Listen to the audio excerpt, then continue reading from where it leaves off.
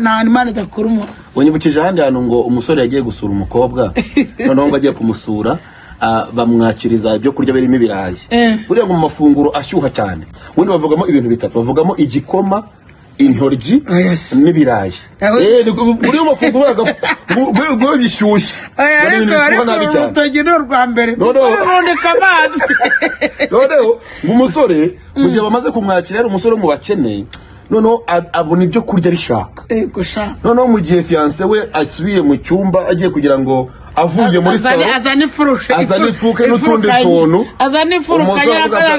umusore impumuro iramukubita ariko waba atamiye ikirayi. Noneho akirya n'ifemba nyinshi ubushyuhe buhita bumukubita kiramutwika mu maso, abona amarira atangira kuza. Noneho fiancé wagarutse aramase bite shere ko mbawe kurira, aramubwira ngiyo nibutse ururembo Siyoni ngo numva amarira amanutse.